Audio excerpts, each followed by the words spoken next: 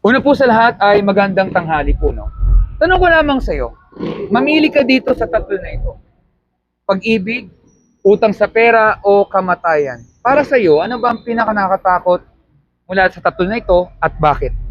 Para sa akin po, ang mas nakakatakot po na sa tatlong yun ay kamatayan po. Dahil ang utang naman po, pwede niyo po yung gawa ng paraan upang mabayaran. Pwede po kayong maghanap ng trabaho upang kumita po at mabayaran po yung utang na meron kayo. Yung pag-ibig, alam naman po natin na ang pag-ibig po ay nakukuha po natin sa ating mga pamilya o pwede rin po sa ating mga kaibigan.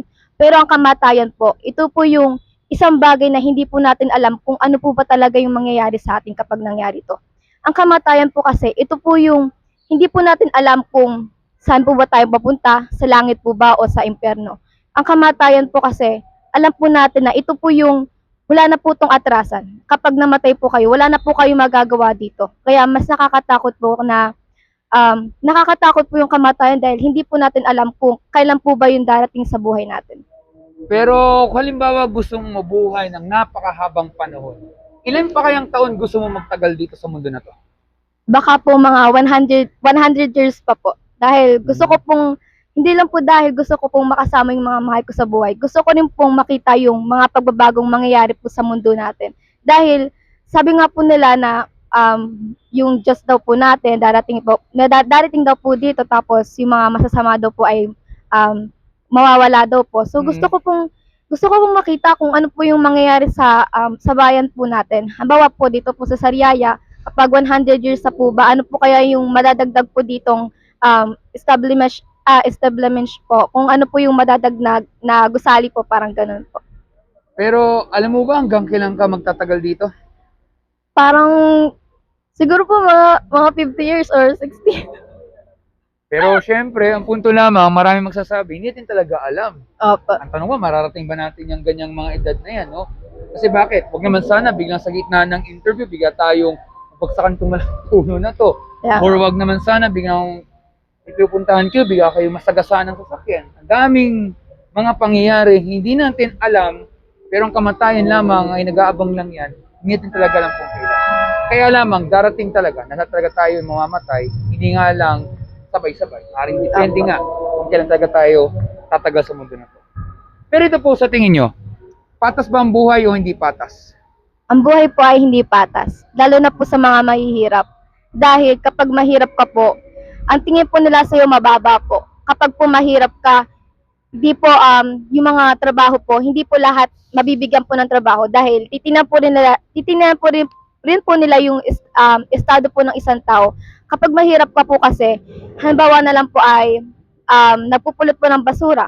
Kapag ganun lang po yung trabaho mo, ang tingin po sa iyo ng iba, mababa lang po. Hindi ka po nila nirespetuhin at yung iba po ay parang tinatapak-tapakan po nila yung mga mahihirap. Samantalang yung mga mayayaman naman po, parang ang taas po ng tingin ng mga tao. Kapag mayaman ka po, pag marami kang pera, iisipin po ng mga tao na gusto po nila makipagkaibigan sa'yo, gusto po nila na kasama ka sa ganito, ganyan. Kasi po, mas gusto po nila yung mga mayayaman kasi sa tingin po nila, mas kares-respeto po. Kahit iba naman po na mayayaman ay hindi naman po talaga kares-respeto po. Mahilig ka ba manood ng balita? Kunti lang po kasi di po masyado ganang madami Pero po. pamilya ka naman sa nangyayari mga corruption dito sa Pilipinas, Opo. no? Pag ganito, bigyan kita ng isa ng hypothetical situation. Pag sa ating hypothetical, hindi naman ibig sabihin ay laging mangyayari yan ng bigla. Kunwari, papipiliin ka sa dalawa na to, no? Pili ka dito ng isa. Isa, kunwari, ay bibigyan ka ng offer na ikaw ay makapagtrabaho ka sa ibang bansa, marami ka magiging pera, magbabago ang buhay mo, kagaya parang sa Amerika o sa Europa. sagot ang edukasyon, sagot ang gamutan, pero ang pinagkaiba lamang, hindi ka na magiging Pilipino.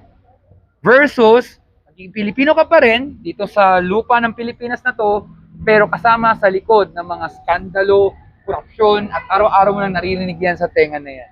Mamili ka dito sa dalawa na to, alin ka dyan pipiliin mo? Ang pipiliin ko po ay pagiging Pilipino pa rin po. Dahil kung ang isang gobyerno po ay nagkasala po sa ating lugar, hindi naman po ibig sabihin nito ay apektado na rin po tayo o tayo po ay may kasalanan na rin um, sa ating pong lugar. Ibig sabihin po nito, kung tayo po ay Pilipino, bakit po tayo aalis dito sa Pilipinas? Pwede man po tayo ang gumawa ng paraan upang para magkaroon po ng pagbabago. Kung nakikita po natin na ang ating gobyerno po ay may mga katiwalian na po na ginagawa, bakit hindi po tayo mag-aklas? Bakit hindi po tayo magsama-samang mga Pilipino upang maiwasan po na magkaroon pa po ng mas madaming korupsyon na nangyayari sa ating bansa po? Paano naman kung bigyan naman natin another scenario naman? Kunwari, may dalawang tao ulit tayo kukumpara. Isang mabuti, isang masama namang tao. Yung mabuti, okay siyang pakisamahan, okay ang kanyang karakter, subalit siya ay laging sinasaktan, siya ay laging iniiwan sa ere, siya ay laging inaapi, at madalas ay heartbroken. Pero, mabuti itong tao na to. Versus yung masamang tao, masama na nga yung ugali, kitang-kitang pagiging masama, at madalas, ang dami pa nilang kaibigan, at madalas, may mga jowa pa yan kahit red flag na, kitang-kita na sa mata. Pero ang ginagawa nila, sinasaktan nila ang mga mabuting tao. Napapansin mong ganyang trato na yan sa totoong buhay? Opo. Bakit kaya gano'n ang mga tao? Kasi po, yung mga tao po, mas sinasaktan po nila yung natitingnan po nilang mabuti. Dahil iisipin po nila na okay lang saktan tong tao na to dahil papatawarin naman ako nito. Kasi yung mga mababait, mas pinipili nilang saktan yung mga yun eh. Dahil di nila iniisip yung mararamdaman niya, di nila iniisip na kaya nga, 'di ba, mabait na nga yung tao, dapat mas maganda yung pakikisama natin sa kanya. Mas maganda yung trato na ipapakita natin sa kanya. Pero dahil mabait yung isang tao, mas pinipili ng mga tao na saktan ito dahil aakalain nila na papatawarin na lang sila basta ng isang tao dahil mabuti ito. Di katulad ng mga masasama na madami pang kaibigan dahil aakala nila na cool yung mga taong yun dahil wow, ang cool naman nun taong yun dahil madaming kaaway. Kasi isipin nila, pwede ako nitong pagtanggol dun sa mga makakaaway ko pa. Hindi nila iniisip na mas dapat nating bigyan ng magandang trato yung mga mabubuti ang pinapakita sa atin. Naawa ka ba sa mga mabubuting tao? Naawa po ako sa mga mabubuting tao, lalo na po kapag naagrabyado po. Dahil di ko po maisip kung bakit yung mga mabubuting tao po ay pinapakitaan pa po ng masamang trato po. Di ko po magets kung bakit maganda na nga yung turing sa'yo ng tao, minamahal ka na nga, pinapakitaan ka ng mabuting gawain. Bakit sinasaktan pa sila? Bakit pinapakitaan pa sila ng maling mga gawain? Sa tingin mo, karapat-dapat bang mahalin ang mga mabubuting tao?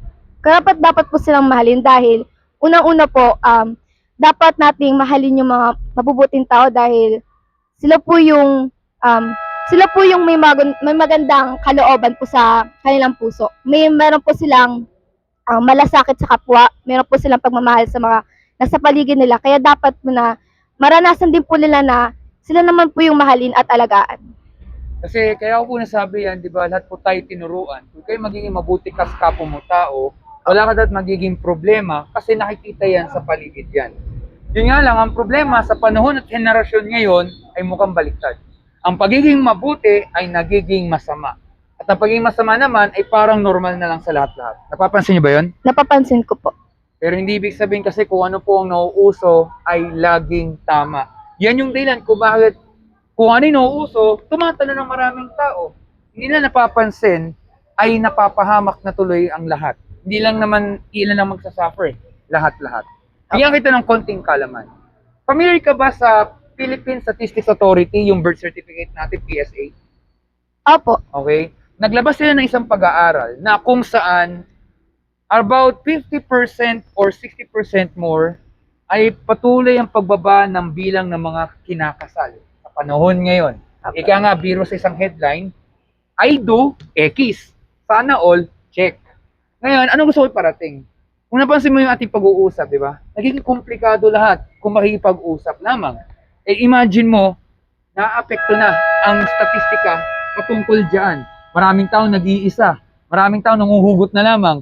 Marami naman nakakaranas ng mga masamang karanasan. Yung iba naman, bitter na. Kasi without knowing na dahil lang sa komplikasyon lamang na paipag-ugnay, napapahamak na. Kaya madalas, nakakapansin tayo na parang hindi patas. Ngayon, para mas nyo maintindihan yan, sundan nyo lang yung aking mga katanungan. Tanong ko lamang sa iyo, kayo ba isang mabuting tao po? Masasabi ko pong di naman po ako sobrang mabuting tao dahil nakakagawa rin po ako ng mga maling bagay. Di naman, alam po naman natin na hindi naman talaga po perfecto ang isang tao. So, di ko po masasabing mabuti po ako. Pero kaya ko pong magpakabuti kung mabuti po sa akin yung isang tao. Bakit ko naman pong gagawa ng masama ang isang tao na sa unang-una pa lang ay wala naman po sa akin pinapakitang hindi maganda? Kung ilalagay mo sarili mo from 1 to 10, 1 daw masama daw kayong tao or 10 sobra daw kayo mabuti. Saan nyo po ilagay sarili nyo from 1 to 10? Baka mga 6 po. Para sa iyo, ano ba ibig sabihin ng mabuti? Ang pagiging mabuti po yung pagtulong po sa kapwa nang wala pong hinihinging kapalit. Ito po yung pagkakaroon po ng bukal sa loob na pagtulong. Yung hindi po tayo yung tao na tumutulong dahil may kapalit po. Pagiging mabuti po, ito po yung parang calling po sa atin. Ito po yung tawag ng isang bagay sa atin na gawin yung isang bagay na yun ng gustong gusto po talaga natin yung wala po tayong hinihingi nga pong kapalit. May libo mo basa ng dictionary? Hindi naman po. Pero nagsasearch ka naman kay Google pag hindi mo alam isang salita. Minsan po. Bigyan kita ng konting kalaman, no? Sabi sa dictionary po, para daw masabi na good o mabuti, ito po may kinalaman po sa ugali ng isang tao. Dapat daw walang ginagawang masama, wala ka daw ginagawang krimen, at wala ka daw sinasaktan na tao kahit sanggol. Kung tama talaga ang sinasabi ng dictionary po dito, tingnan natin itong mga mabibilis na tanong lamang. Halimbawa, kayo po ba'y nakapagsinungaling po sa tanan ng buhay niyo po?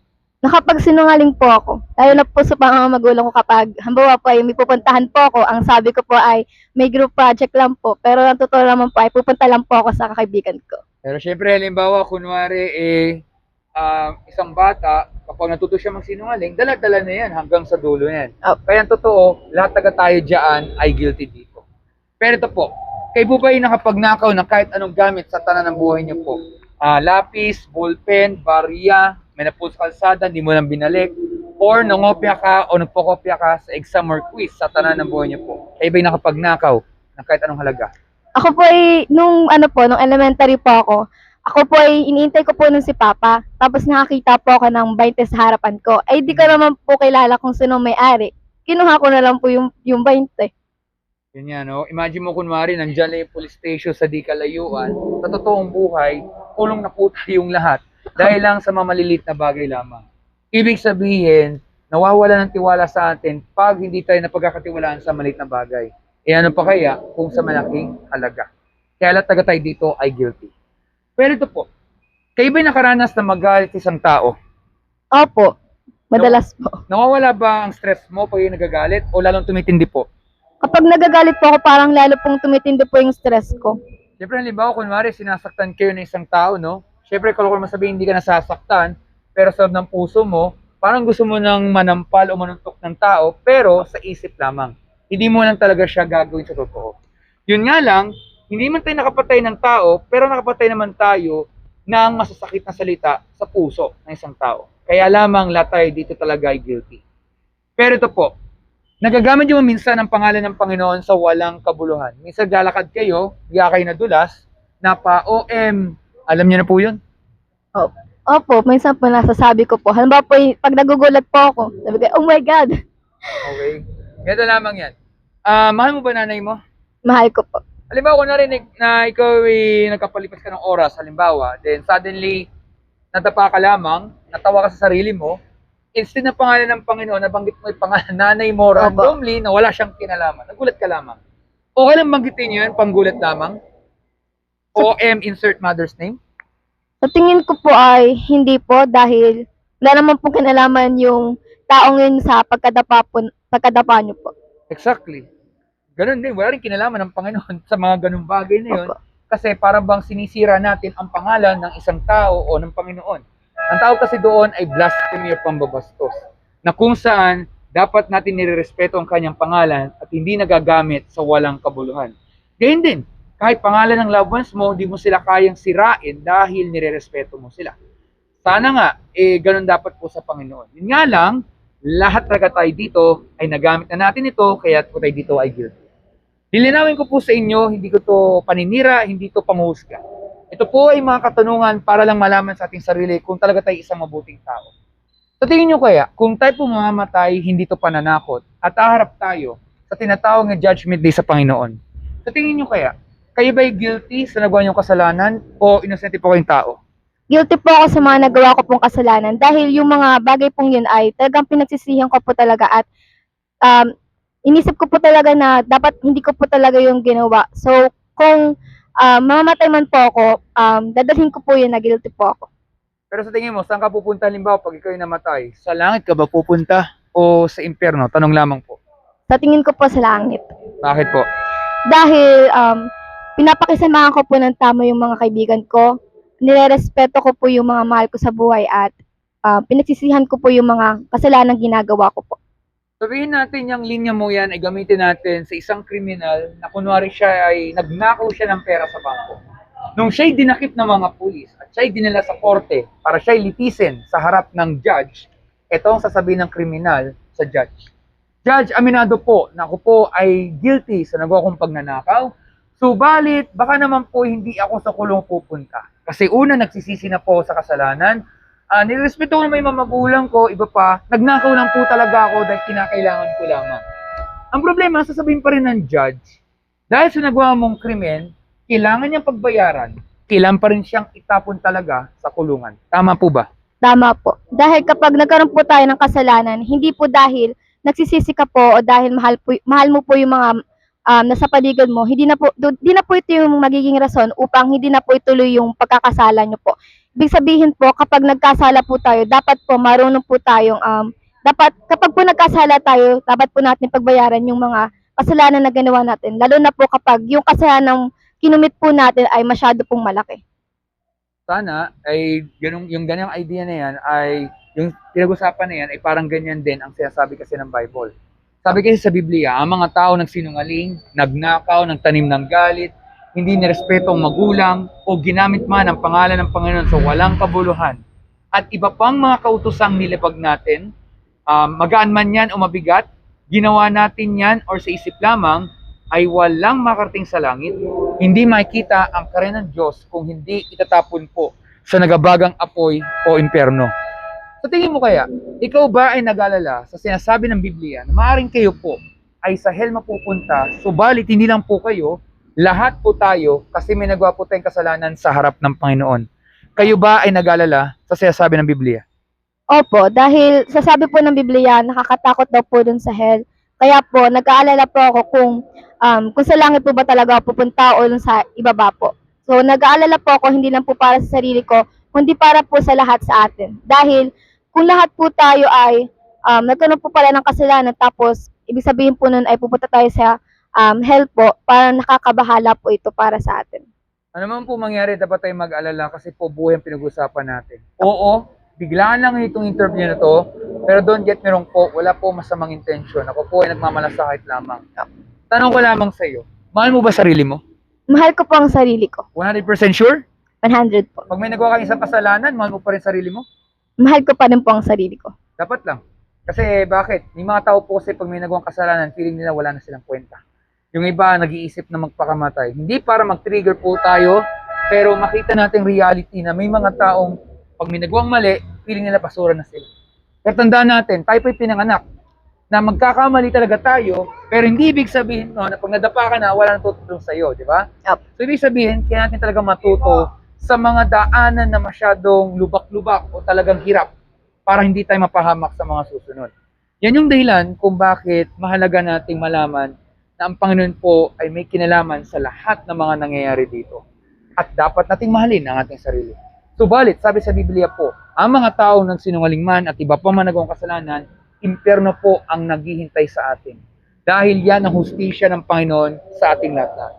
Sabi rin sa Biblia, ang kabayaran po sa tinagawang kasalanan po ay kamatayan. Pero don't get me wrong, hindi sabihin patay ka na kagad mamaya. Kasi nga, Yan yung dahilan kung bakit may control po ang Panginoon. Pero syempre darating talaga mamamatay po tayo dahil nga sa sumpa na nagawa nating mga kasalanan. Pero sabi rin sa Bible, ang buhay na walang hanggan ay nasa Panginoong Hesukristo lamang. Magkadikit po yun, hindi siya magkahiwalay. Kaya ibig sabihin po talaga, ang kasalanan talaga ay hindi nalulugod sa harap ng Panginoon. Bagamat nakapag-alala po yan, dahil yan ang justice ng Panginoon, pwede po magbago ang lahat-lahat kung narinig natin ang isang salita na to. Narinig salitang mercy, M-E-R-C-Y? Medyo Ano po sa Tagalog nun? Meron ka ba idea? mercy po ba? Awa po. Kayo ba nahingi ng awa sa araw-araw? Minsan po. When you say po mercy, sa Tagalog po yung awa, yan po yung paghingi ng tulong sa Panginoon. Yan yung inamin mo, ikaw ay mahina, inamin mo, ikaw ay makasalanan, at ikaw ay nagpapakumbaba ka sa harap ng Panginoon. Hindi yan kahinaan. Bagkus, kailangan natin yan. Imagine mo lamang yan, ha? Kapag kunwari walang mercy yan, siguro araw-araw na tayong binabagyo. Baka araw-araw na po tayong nililindol at wala na pong mabubuhay po sa atin. Pero, dahil yan sa awa ng Panginoon, may control po sa lahat ng nangyayari. Kagaya nito, so far, maayos naman dito sa lugar na to, walang nangyayaring krimen. Dahil yan sa awa ng Panginoon yan. Bagamat may mga lugar talaga na may nangyayaring kaguluhan, pero hindi ibig sabihin nun, ay bingi o bulag ang Panginoon. Alam niya po lahat kasi siya naglikha ng itong mundo na to. Subalit, kailangan natin pong tandaan na kailangan natin ang awa niya kasi kung hindi, wala talaga tayong pag-asa. At pag tayo humingi ng awa, ito na po yung tanong na magbabago sa lahat-lahat. Ano ba ang ginawa ng Panginoon sa ating lahat upang hindi tayo itapon sa impyerno at tayo ay makalispo sa Judgment Day? May ginawa ang Panginoon para hindi tayo mapahamak. May ginawa po. May ginawa ang Panginoon upang hindi tayo itapon sa impyerno at tayo ay makalispo sa Judgment Day. Ano kayang ginawa ng Panginoon para hindi tayo mapahamak? Pagpapatawad po. Aside pa doon, meron ka ba idea? Wala po. Ano meron sa December 25? Ano po? Ang ano po, yung araw po ng pagkasilang niya. Diba? Si Jesus Christ, no? Tayo pong lahat ay makasalanan, di lang sa Pilipinas, pati sa buong mundo. Tama po ba? Apo. Pero yun nga, ang ginawa po ng Panginoon Kristo, binuwis po yung kanyang buhay, di lang po sa inyo, sa ating lahat-lahat. Nung siya'y nagkatawang tao, minahal niya ang mga tao tulad natin sa pamamagitan po ng pagbabahagi ng salita ng Panginoon. Nung siya'y naging tao. Ang problema, hindi siya minahal ng pabalik ng mga tao. Parang isang tao, nagmahal siya ng tapat, pero siya'y iniwan, sinaktan siya. Hindi ito hugot, pero yun yung reality. Pero si Jesus, ang kanyang pag-ibig na binigay ay para sa kabutihan dapat ng lahat-lahat na hindi ito nakita ng marami. Yan yung dahilan kung ba si Jesus ay tinorture, pinahirapan, iniwan sa ere, at ipinako sa krus ng Kalbaryo. Subalit, kahit siya'y namatay siya sa krus, pero siya rin ay nabuhay dahil siya rin ay isang Diyos din. Na kung saan, nabayaran po ang kasalanan sa libutan sa pamagitan po ng kanyang dugo at kanyang katawan. Kung saan, paano ba tayo maliligtas? Wala yan sa mabuting gawa. Dahil ang kaligtasan po ay sa biyaya lamang ng Panginoon, sa Kanya lamang. At may binigay ang Panginoon na 2 regalo para magamit natin ito, para tayo maligtas. Una, naging salitang repentance. Hindi po. First time? Medyo po. Parang narinig po ng konti. Ano ganun. Okay, when you say po repentance or repent, sa Tagalog po yan ay pagsisisi sa kasalanan. Parang ganito lamang yan. Kapag ikaw ba'y nagkasakit, makakapunta ka ba dito sa lugar na to? Hindi po. Diba? Hindi mo ma-enjoy yan, diba? So pag ikaw nagkasakit, gusto mo laging gumaling. Pag ikaw may nagawang kasalanan, talikuran, pagsisihan, at babaguhin ating kaisipan. Change your mind and behavior kung tawagin yan. At ang pangalaw po ay ang pananampalataya or faith kay Jesus Christ as Lord and Savior. Pag nagawa yung 2 bagay na yan, repentance and faith, ay tsak, pwede patawarin ng Panginoon, bibigyan tayong bagong puso at isipan, at higit sa lahat po, ano man ang pagsubok na pinagdaan natin, meron pong pag-asa. Hindi sa mundo na to, kundi sa Kanya lamang. At dahil doon, meron pong buhay na walang hanggan. So, bago po umalis, meron na ako mabisa tanong lamang. Sa tingin nyo kaya, nagsasabi kaya ako ng totoo sa ating napag-usapan po? Opo. Ramdam ko po yung sincere niyo po sa pagtatanong po sa akin. Pag-iisipan niyo po ba ang ating napag-usapan po? Opo. Binigyan ko po talaga siya ng malalim na pag-iisip para po makapagbigay po ako ng tamang sagot po at saka yung magandang sagot po. Meron ka bang Bible sa inyong bahay? Ano po? Meron ka bang Bible sa inyong mga bahay? Meron po sa bahay, pero hindi ko po natatry pa pong Hindi basahin. mo pa nababasa. Parang ganito lang. Pag ikaw nagugutom, anong gagawin mo? Kakain po. Di ba, maghanap ka ng pagkain sa cabinet, etc. Opo. Araw-araw mo gagawin yan kasi kung hindi, magkakasakit po tayo. Sana gayon din po ang Bible. Sana mabasa natin kanyang salita kasi parang yan yung love letter ng Panginoon sa ating lahat-lahat. Yan yung dahilan kung bakit may mga taong handang mamatay para maibahagi ang salita ng Panginoon. Dahil ibig sabihin pala ay totoo. Simple logic lang naman kasi yan. Kung hindi totoo ang isang mensahe, di ba, ang gagawin mo, hindi mo na papansinin. Tama po ba? Pero pinatay ang mga tao dahil lang sa katotohanan. Ibig sabihin lamang, alam ng Bible na ang mga tao, alam nilang katotohanan, pero sabi sa Bible, binabaluktot. Or sa English, suppress. Ito yung katotohanan, binabaluktot lamang. Kasi alam nilang totoo, so papatayin nilang tao, patatahimikin, patutumbahin. Yan yung dahilan kung bakit may mga tao handang mamatay alang-alang sa pagbabahagi ng katotohanan na yan. Yan yung dahilan kung bakit kaya tayo dito sa mundo na to ay para makilala natin ang Panginoon at siya malugod natin habang buhay. Bilang pagkatapos po, to summarize lamang ang masamang balita, lahat po tayo guilty, walang mabuti sa atin, from 1 to 10, negative po ang grade sa atin, bagsak po talaga tayo. Wala talaga mabuti sa atin. Kahit alagang aso mo, pusa, meron ka bang alagang mga hayop? Meron po kaming aso. Kapag kunwari kinagat ka, hindi na yung mabuti yan. Siyempre, lahat po tayo ay bounded sa nakagawa ng kasalanan. Pero ang pinagkaiba lamang, ang tao ay nilikha sa imahe ng Panginoon. Pero hindi ibig sabihin yung mga hayop walang kwenta. Hindi, part pa rin sila ng creation. Kaya lang tayo po nakakapag-isip. Kaya yan yung dahilan kung bakit alam natin dapat na hindi tayo talaga mabuti sa ating mga ginagawa. Ang mabuti lang po ang Diyos dahil hindi siya nagkulang ng babala sa atin. Pero mabuting balita, bagamat may hell, marami namang maliligtas. Hindi nga lang po lahat. Siyempre maganda po kung ikaw at kasamahan mo lahat kayo maliligtas kung talaga tayo po ay nagsisi po sa kasalanan talaga at nanampalataya sa Panginoong Jesucristo lamang bilang tagapagligtas. Repentance and faith. At pag nangyari yung dalawang bagay na yan, ay pwede patawarin ng Panginoon, bibigyan tayong bagong puso't isipan, at sa lahat po, anuman ang pagsubok na pigadan natin, meron pong pag-asa. Hindi sa mundo na to, kundi sa Kanya lamang, at dahil doon, meron pong buhay na walang hanggan. So maraming salamat po. Meron ba yung katanungan po? Wala naman po. So kung ang katanungan po, ako po yung nagpapasalamat dito sa oras na to. Mag-ingat po kayo. Stay safe po. God bless po sa inyo. At babati na lang po sa inyo ng advance Merry Christmas po and advance Happy New Year po sa inyo. Salamat po. Ingat po kayo. Thank you po.